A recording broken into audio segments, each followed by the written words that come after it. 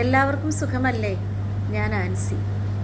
ഞാൻ വളരെ നാളുകളായി വീഡിയോകളൊന്നും പോസ്റ്റ് ചെയ്യാറില്ലായിരുന്നു.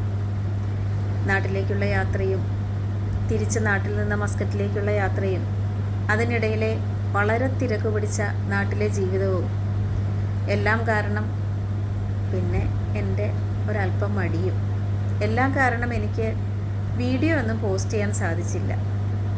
മടിയെല്ലാം മാറ്റിവെച്ച് പഴയ ഓർമ്മകൾ ഒന്ന് പൊടി തട്ടിയെടുക്കുകയാണ്. എല്ലാവരും കൂടെ ഉണ്ടാവുമല്ലോ അല്ലേ?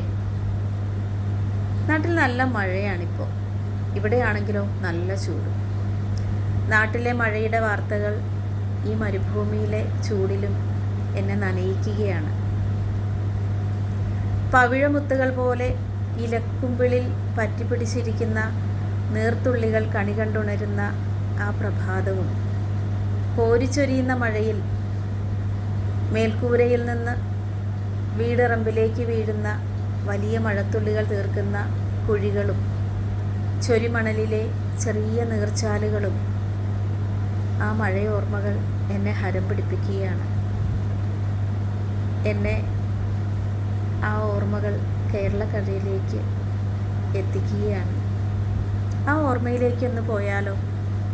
വരൂ. അങ്ങു ദൂരെ മഴയുടെ മണിമുഴക്കം നിങ്ങൾ കേൾക്കുന്നില്ലേ?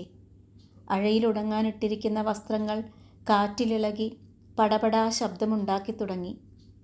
ജനലുകൾ കൊട്ടിയടയ്ക്കുന്ന ശബ്ദം. ആർത്തലച്ച മഴ അടുത്തേക്ക് അടുത്തേക്ക് ദാ എത്തിക്കഴിഞ്ഞു. തുള്ളികൾ ആർത്തിരമ്പി മേൽക്കൂരയിലേക്ക് കുത്തിയൊലിപ്പിച്ചുകൊണ്ട് തെങ്ങോല തലപ്പുകളിലേക്ക് കോരിച്ചൊരിയാൻ തുടങ്ങിയിരിക്കുന്നു. ആഞ്ഞടിക്കുന്ന കാറ്റിൽ ഇറയത്തേക്ക് നൃത്തച്ചുവടുകളോടെ തെറിച്ചു വീഴുന്ന മഴത്തുള്ളികൾ നൂപുരമണിഞ്ഞ് ചടുല നൃത്തമാടുന്ന ദേവാംഗനയെപ്പോലെ.